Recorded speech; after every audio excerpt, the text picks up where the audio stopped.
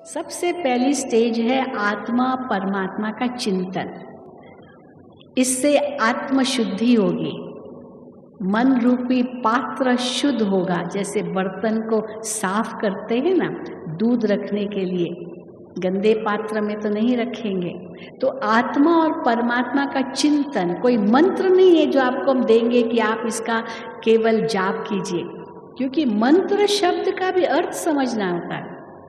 ओम नमो शिवाय माना मैं शिव को नमस्कार कर रहा हूं, तो मैं आत्मा हूं, मैं उस शिव की संतान हूं, जो उनके गुण है वो मेरे गुण है, ये चिंतन चाहिए। यही मंत्र है। मंत्र का वास्तव में अगर हम शाब्दिक अर्थ लें ना, लिटरल मीनिंग ऑफ मंत्र, it comes from the word मंत्रणा।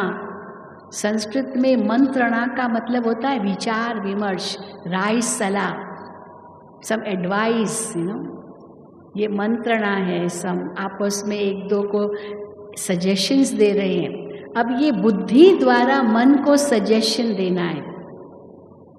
क्या सजेशन देना है? मैं कौन हूँ, मैं आत्मा हूँ, मैं ज्योति स्वरूप हूँ, मैं परमात्मा की संतान हूँ, मैं परम धाम का वासी हूँ, परमात्मा शांति का सागर है, मैं आत्मा उनकी संतान शांत स्वरूप हूँ। ये बुद्धि द्वारा मन को दिशा देनी है।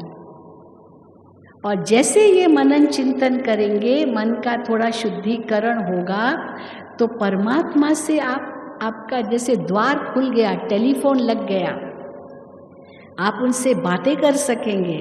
You can have a very wonderful conversation with God, जिसको हम रूह रिहान कहते हैं। रूह उस परम रूह से बातें करती है।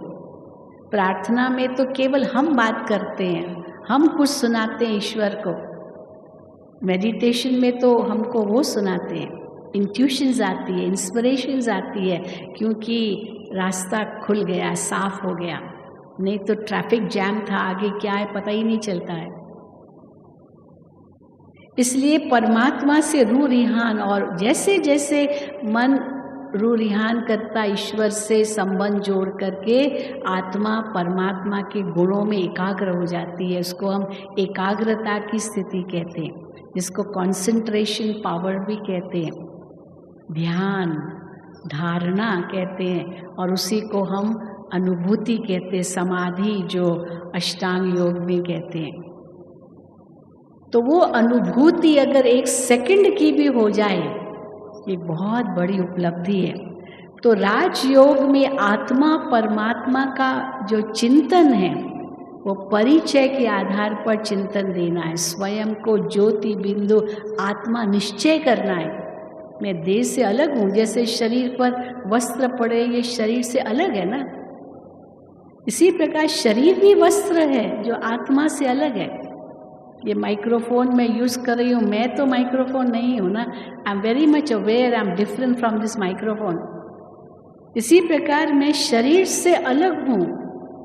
ये एक ऐसा सुंदर निश्चय है जो सहज हमको अशरीरी बना देगा, देह भान से न्यारा बना देगा। और जैसे उस निश्चय करते हैं तो परमात्मा का नाम रूप गुणों का भी चिंतन करते हैं, उसमें कुछ सिमिलैरिटी लाते हैं। जैसे बताया, रूप में सिमिलर, धाम में सिमिलर, गुणों में सिमिलर। और जब ये महसूस होता है तो ऑटोमेटिकली हम परमात्मा के साथ जुड़ जाते हैं, क्योंकि मैं आत्मा भी एक ज्योति हूँ, परमात्मा भी एक ज्योति है, वो परम ज्योति है। तो मैं ये नहीं कहूँगी शिव बाबा मुझे शांति दो, मैं परमात्मा से क्या कहूँगी शिव बाबा, क्योंकि मैं जानती हूँ परमात्मा को पहचान लिया है। शिव बाबा आप शांति के सागर हो, और मैं आत्मा आपकी संतान शांत स्वरूप हूँ। I am very much aware कि मैं शांत स्वरूप हूँ। और जैसे मैंने ये कहा, मेरा संबंध जुड़ गया परमात्मा के साथ, मैं अधिकारी हूँ। आप प्रेम के सागर हो, मैं आत्मा आपकी संतान प्रेम स्वरूप हूँ। तो आत्मा के अंदर वो आत्मिक प्रेम ईश्वर के लिए जागृत होगा, सर्व आत्माओं के लिए जागृत होगा। और जैसे हम ये रूरिहान करते हैं, महसूस होता है परमात्मा के साथ तो हमारे सब संबंध हैं। माता पिता, शिक्षक, गुरु, खुदा, दोस्त हम कहते हैं ईश्वर को, वो साजन भी है। आत्मा सजनी है, वो आत्मा सीता है, वो राम है। आत्मा सजनी, वो साजन। तो सजनी कैसे साजन के पास जाती है, ये एक बहुत सुंदर आत्मा परमात्मा का संबंध है। और जहाँ ये अनुभव हम करते हैं तो परमात्मा को हम बच्चा भी बना सकते हैं। हम किसी को बच्चा नहीं होता, बड़ा दुखी होता, हम कहते क्यों दुखी होते हो, भगवान को बच्चा बना लो, भगवान आपकी बहुत सेवा करेगा, बहुत सेवा करेगा। वो बेटा सेवा न भी करे ना, लेकिन ईश्वर तो आपकी बहुत सेवा करेगा, इसलिए परमात्मा को ही बच्चा बना दो। इतना निश्चय हो आत्मा में। अब ये जब आत्मा में निश्चय हो, तब हम परमात्मा से रूरिहान करके, उनसे सच्ची प्रीत जोड़ करके, उनसे सब संबंध जोड़ करके उनसे हम प्राप्ति कर सकते हैं। लेकिन ये निश्चय चाहिए पहले, और जब ये निश्चय होता है हम भय मुक्त हो जाते हैं। इसलिए कहा गया ना, जिसका साथी है भगवान, उसको क्या रोकेगा आंधी और तूफान। जिसको राखे साइयां, मार सके ना कोई। परमात्मा वो छत्र छाया बनकर के आपके रक्षक बनते हैं। तो ऊपर भी उनकी छत्र छाया, साथ में भी है ईश्वर का हाथ और साथ है, पीछे भी है हमारा रक्षक बनकर के हमारी रक्षा कर रहे हैं, आगे भी हैं हमारा गाइड बनकर के हमें गाइडेंस दे रहे हैं। ऐसा सुंदर अनुभव हम कर सकते हैं, और उसके आधार से हम बहुत शक्ति अनुभव कर सकते हैं। तो और जैसे जैसे ये चिंतन करते जाते हैं, मन की एकाग्रता परमात्मा में बढ़ती जाए। मैं शांत स्वरूप आत्मा शांति के सागर में समा रही हूँ, शांति के सागर में समाती जा रही हूँ। तो परमात्मा के इस गुण में मन ऐसा एकाग्र हो जाएगा, जिसी एकाग्रता की स्थिति में हम देखते हैं कैसे अंतर की जो अशांति है वो नष्ट हो जाती है। जैसे सूरज की किरणें, आप एक कॉन्वेक्स लेंस से फोकस कीजिए फोकल पॉइंट पर, तो उस फोकल पॉइंट पर, केंद्र पर सूरज की सारी किरणें केंद्रित हो जाएंगी, और उस फोकल पॉइंट पर जो प्रतिबिंब, रिफ्लेक्शन बनेगा इतने बड़े सूरज का, वो इतना सूक्ष्म होगा। और अगर वहाँ कागज़ रख दिया, कागज़ जलना शुरू हो जाएगा। कैसे जलना शुरू हुआ?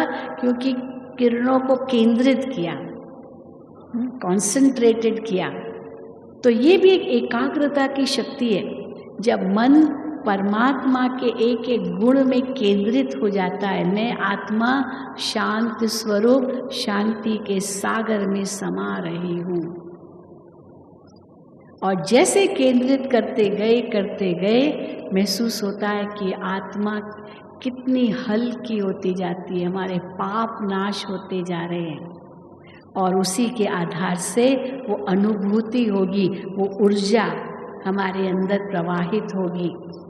शांति एक बहुत बड़ी शक्ति है, जो शक्ति हम में तो भरपूर होगी, फिर हम दूसरों को भी बांट सकेंगे। हम जहाँ जाएंगे वहाँ शांति का ही प्रवाह फैला सकेंगे, वातावरण में भी शांति का प्रवाह फैलाएंगे। और यही अनुभूति हम ऐसे करेंगे जैसे कि एक बैटरी जो डिस्चार्ज हुई पड़ी थी वो चार्ज हो जाएगी। जो आत्मा रूपी बैटरी उस पावर हाउस से डिस्चार्ज जो पूरी चार्ज करते हैं। राजयोग ये चार्जर का काम करता है, सदा अपने साथ रखो तो कभी बैटरी डिस्चार्ज नहीं होगी, और आप अपने अंदर एक बहुत बड़ा परिवर्तन महसूस करेंगे, क्योंकि आत्मज्ञान मिला, आत्मचिंतन किया, आत्मनिरीक्षण करते हैं, क्योंकि मैं आत्मा शांत स्वरूप हूँ, तो कभी अशांत नहीं हो सकती हूँ। मैं आत्मा फिर अपना विश्लेषण करूँगी, कभी क्रोध आ जाता है तो ज़रूर ये क्रोध मेरा गुण नहीं है, मैं तो शांत स्वरूप आत्मा हूँ। फिर आत्मा संयम करती है, जिससे आत्मबोध होता है और उसी के आधार से आत्म परिवर्तन होता है। तो आत्म परिवर्तन का मतलब है स्मृति परिवर्तन, सोच परिवर्तन, दृष्टि परिवर्तन, वृत्ति परिवर्तन, कृति परिवर्तन। हमारे कर्म बदलते हैं, हमारी स्थिति बदलती है, जिससे हम वातावरण को बदलकर विश्व को बदल सकते हैं। जिसके लिए इस ईश्वरीय विश्वविद्यालय का नारा है, स्व परिवर्तन से विश्व परिवर्तन। Self transformation leads to world transformation.